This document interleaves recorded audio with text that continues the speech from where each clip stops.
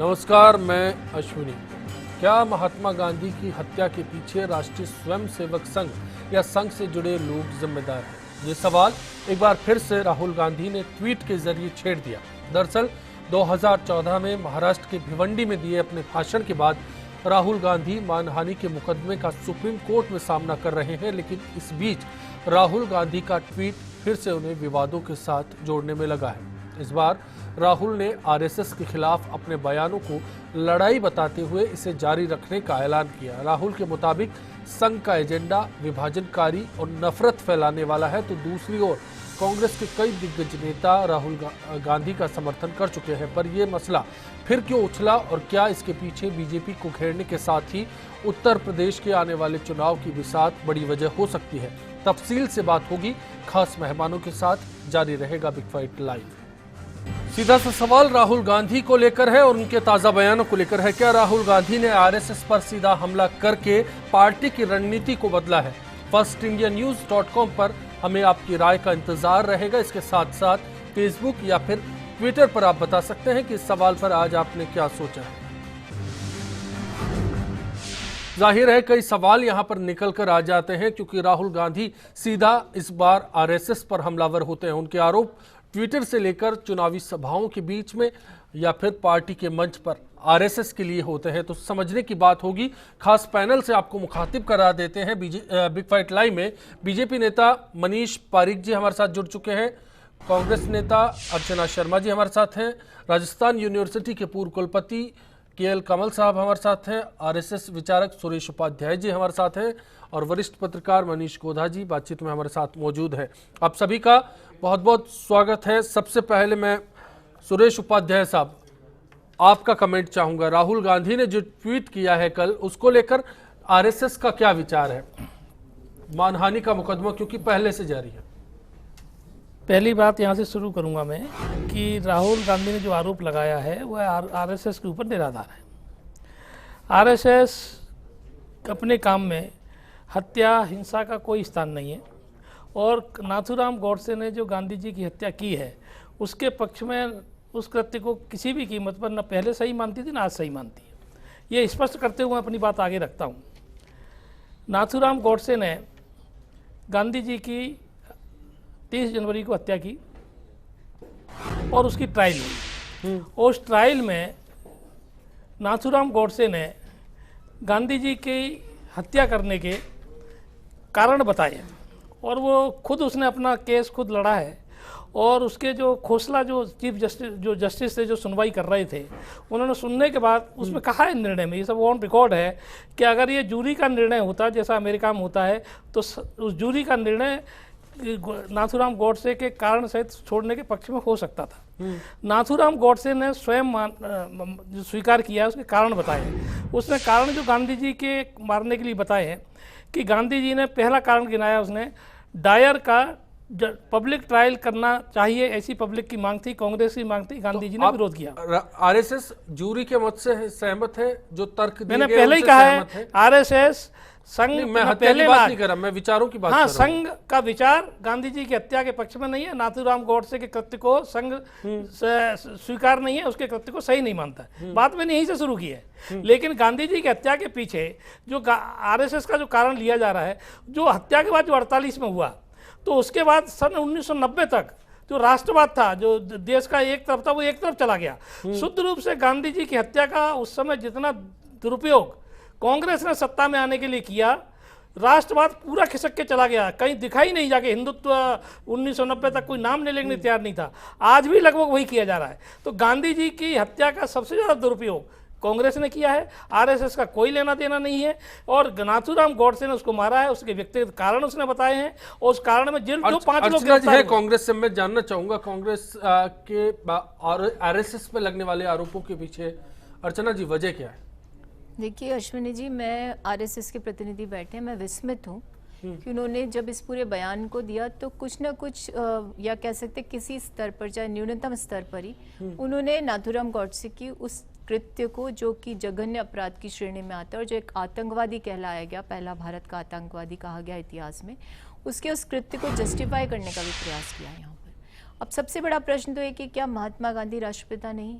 क्या उनके प्रति हम सबकी श्रद्धा नहीं है? क्या उनको खुलेआम गोली नहीं मारी गई एक व्यक्ति के द्वारा?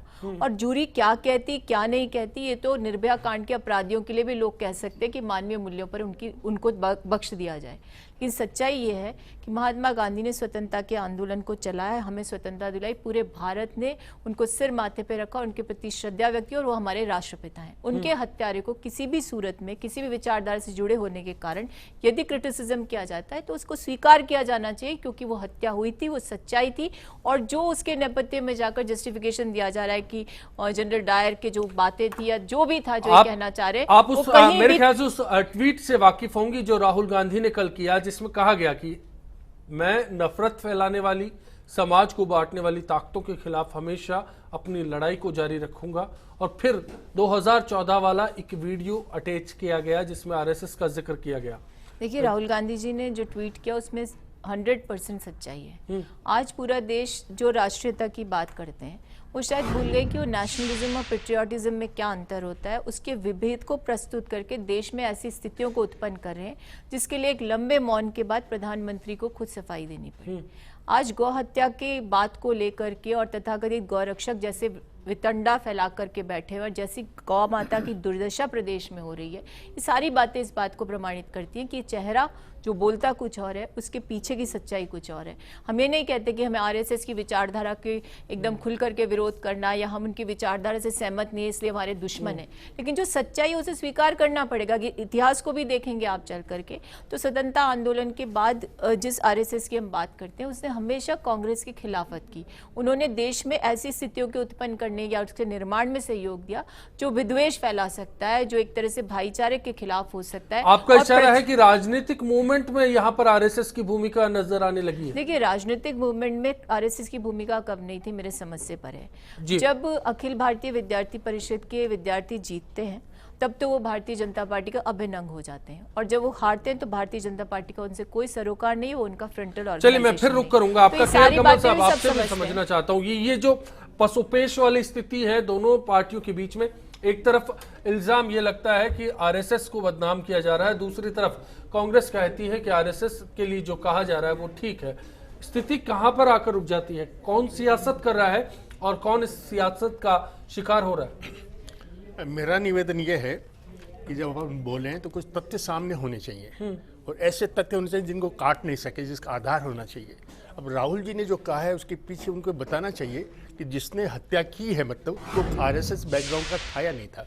जहाँ गोडसे की बात आती है, गोडसे सावरकर से जुड़े हुए रहे, अपन सब जानते हैं, और हिंदू महासभा से उनका संबंध रहा है। आरएसएस से संबंध रहा है नहीं रहा है ये प्रूव करना बड़ा मुश्किल है, या जो कहते हैं उनको प्रूव भी करना चाहिए। राजनीति का स्तर इतना गिर गया है, मैं कोट करूंगा दो बातें केवल, क्या स्तर होना चाहिए। गोपाल कृष्ण गोखले फ्रीडम फाइटर थे, तिलक के समकक्ष थे।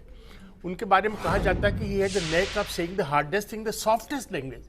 कठोर से कठोर बात को आप अच्छे शब्दों में कह सकते हैं। वो हम टूट गई, सारी बातें परंपराएं टूट गई है, आस्थाएं टूट गई है, मुझे क्षत विक्षत हो गए और ये राजनीति का स्तर हो गया।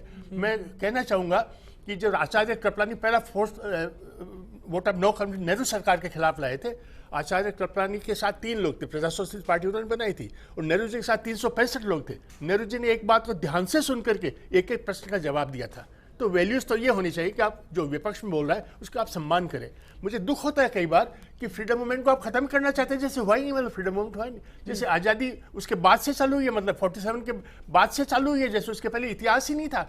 नेहरू को काट दो, उसको काट दो, इतिहास के साथ डिस्टॉर्ट कर दो फैक्ट्स को, ये तो बहुत गलत चीज़ है। तो मैं ये नहीं, एक हमारे राहुल गांधी को हवा में कीले नहीं बनाने चाहिए, कुल मिलाकर आपकी बात के मायने ये हुए, मतलब उनको प्रूव करना चाहिए कि आरएसएस का आदमी था जी, वरना वैसे हवा में बात करना ठीक नहीं होता। मनीष पारिक साहब, लगना चाहिए। क्या बीजेपी पर निशाना साधा जा रहा है और जरिया आरएसएस को बनाया जा रहा है कांग्रेस की तरफ से? नहीं, ये अब उनकी प्रॉब्लम है, वो चुनाव में है, अब ये तो वोट चाहिए तो करते हैं। ये बात जैसे कमल साहब भी कह रहे हैं, बड़ी बात यही है कि ना, जब अब वहाँ पे कोर्ट में तो कह रहे हैं कि एफिडेविट दे रहे हैं कि मैंने तो नहीं कहा, ये मेरा कोई सीधा सीधा ऑर्गेनाइजेशन स्ट्रक्चर के लिए मैंने नहीं कहा, तो वहां पे ऐसे कह रहे हैं तो लोग पूछ रहे हैं कि भाई साहब ये क्या, और यहाँ पे कह रहे हैं कि मैं तो लड़ाई जारी रखूंगा। अल्टीमेटली उनके 2 पक्ष सामने आए हैं, इसलिए केएल कमल साहब को कहना पड़ रहा है कि कम से कम क्लियर साबित तो करो, वो नहीं कर रहे हैं। और सबसे बड़ी बात, जिस गोडसे को ये लोग बता रहे हैं, शायद आपकी इस बात पर ऐतराज है एक बार कांग्रेस का, मैं फिर रुक करूंगा। मेरा ऐतराज इस तरह से नहीं है कि मुझे विरोध करना है इनका, लेकिन मेरा एतराज ये है कि ये खुद भी वकील हैं, जानते हैं कि एक न्यायिक प्रक्रिया होती है, उसमें कुछ पूछा गया तो उन्होंने स्पष्ट किया कि आरएसएस से ताल्लुक रखने वाले नाथूराम गॉडसे ने महात्मा गांधी की हत्या की।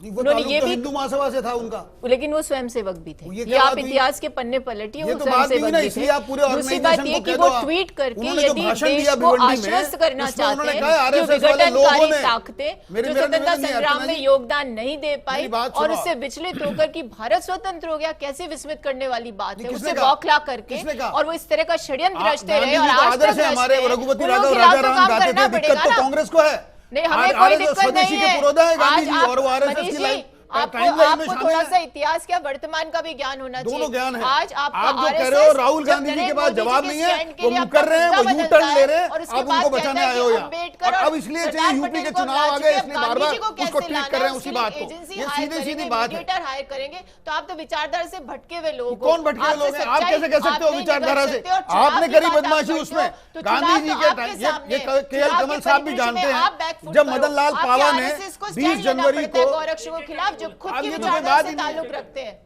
जी आपको जस्टिफाई नहीं कर पा रहे अपने आप को और आप हम कांग्रेस क्या पे करेंगे? आक्षेप एक बार है लगाते हो। तस्वीर मनीष पारिक साहब, आप तो ये स्पष्ट करें कि क्या कांग्रेस फिलहाल चुनावी मोड़ का फायदा उठाने की कोशिश बिल्कुल, कर रही ही है? Is confused, he is giving Congress कोई एफिडेविट चुनावी इन मोड़ द का फायदा नहीं उठा रही है। ये 2014 का प्रकरण है, ये कोर्ट में लंबित मामला है, लेकिन भारतीय फिर से जनता ट्वीट पार्टी किया इसका गया, फायदा फिर से उठाने- आरएसएस को टारगेट किया गया। मैं यही तो लेकिन कह रहा मनीष हूं। गोदा साहब, स्थिति आप क्या ये लग रही है? बताओ, अश्विनी ये जी, आपका एफिडेविट यहाँ सही है टारगेट कि इसलिए आपका किया ट्वीट गया सही है? कि आज वो पूरे नहीं देश बता रहे में और ऐसे फालतू की हालात बातें हो कर रहे रहे हैं हैं। और कि उसके एक बाद क्या तरफ कह रहे हैं? तोगड़िया आप जी बच्चे जा लोगों रहे को हैं कि विचारधारा नहीं से साहब कमाल हम है। तो हल्ला मैं बोलेंगे विस्मित तो मैं पार्लियामेंट हूं। में, हम गौरक्षकों विस्मित को तो मुझे समाज होना कंडक्ट चाहिए। कैसे बताया प्रधानमंत्री ने। एक तो तो उस प्रधानमंत्री पर बात के हो मेरे ख्याल से, स्टेटमेंट चलिए को मनीष जी, RSS मनीष जी के लौटूंगा प्रमुख आपके पास से। कहते हैं, अर्चना जी, जवाब आऊंगा तो आपके दे पास दे, से। मेरे टाइम पे बोल उसे रहे माइल्ड हैं, करो। मैं ये कहता हूँ इसका जवाब दे दो, क्या वेदर एफिडेविट वाज राइट और वेदर ट्वीट वाज राइट। मेरी बात सुनिए, और आप दोनों को न्यायालय सही की बता रहे हो। प्रक्रिया अलग है, न्यायालय में कैसे डील वहाँ पे करना है वो जरूर करेंगे वहाँ और कहना ट्वीट जो पड़ता है वो देश और को उसके आश्वस्त आपके करने वकील का साहब ट्वीट ने है प्रेस कि हम कॉन्फ्रेंस करी है, विघटनकारी वो शक्तियों ये के कह खिलाफ रहे खड़े हैं हैं और कि मजबूती ये के उन साथ लोगों खड़े पे हैं। मनीष मुकदमा गोदा क्यों साहब, नहीं मनीष करते गोदा साहब, RSS क्या वाले? स्थिति लग रही है अरे फिलहाल भाई, यूपी हमको बताओगे, चुनाव आप किस पे मुकदमा कांग्रेस का करेंगे? टारगेट है और देखिए बीजेपी को घेरना है? देखिए चुनाव है, निश्चित रूप से चुनाव है। पूरी जो चीज़ है, मैं जो पिछले कुछ एक समय से एक लड़ाई चल रही है देश के अंदर कि महापुरुष किसके हैं। अभी अर्चना जी ने भी इस चीज़ का उल्लेख किया जी। कि एक ये जो खींचतान चल रही है ना कि महापुरुष किसके हैं, ये जो राहुल गांधी जी ने बोला उस समय, वो उसकी ही परिणति है, उसी का एक फॉलोआउट हम मानते हैं जी। कि एक जो ये चीज़ चल रही है कि साहब गांधी मतलब सर पटेल को और अंबेडकर को तो ले गए, बीजेपी वाले अब गांधी जी को भी ले जाना चाहते हैं, तो कहीं ना कहीं देखिए राजनीति इसमें है, इसमें कोई शक नहीं है। आज 70 साल बाद वापस उन मुद्दों को उठाना कि साहब किसने हत्या की थी, कौन किससे जुड़ा हुआ था, सारी चीज़ें चली गई हैं। बहुत लंबा गंगा में पता नहीं कितना पानी बह गया उसके बाद से, छोड़ भी देनी चाहिए। लेकिन बार बार क्यों उठते हैं मुद्दे सिर्फ इस वजह से उठते हैं कि यदि इनको नहीं भुनाया जाएगा तो वोट कैसे मिलेगा। तो ये जो सारी लड़ाई है बेसिकली उसी की है और कुछ भी नहीं है। और जो एक लड़ाई शुरू हुई है पिछले 2-2.5 साल में कि महापुरुष किसके हैं, ये जिन्होंने आज़ादी की लड़ाई लड़ी वो किसके हैं। नेचुरली कांग्रेस उस जमाने में कांग्रेस ही थी तो सब कांग्रेस के ही थे, लेकिन वो जो कांग्रेस थी और वो आज की जो कांग्रेस है उसमें दिन रात का अंतर है। वो कांग्रेस कब की खत्म हो चुकी है, वो कांग्रेस खुद गांधी जी कह चुके थे कि खत्म कर दो इसको, अब वो कांग्रेस नहीं रही। तो ये जो लड़ाई है ना, ये मुझे लगता है जो फॉल आउट है, जो भी हम ये देख रहे हैं, जिस तरह के बयान सामने आ रहे हैं, वो सिर्फ उस चीज का है कि महापुरुषों को लेकर के एक जो किसी की लड़ाई शुरू हुई है, ये उसका फॉल आउट है। सवाल सिर्फ इतना नहीं है कि आरएसएस को गांधी की हत्या से जोड़कर देखा जा रहा है, सवाल इस बात का भी है कि राहुल गांधी मानते हैं कि आरएसएस नफरत फैलाने वाला संगठन है, राहुल गांधी कहते हैं कि ये विभाजनकारी है, आरएसएस कहता है कि वो सांस्कृतिक और सामाजिक संगठन है। तो सोच में फर्क किस दिशा में? ब्रेक के बाद बात उसी पहलू पर।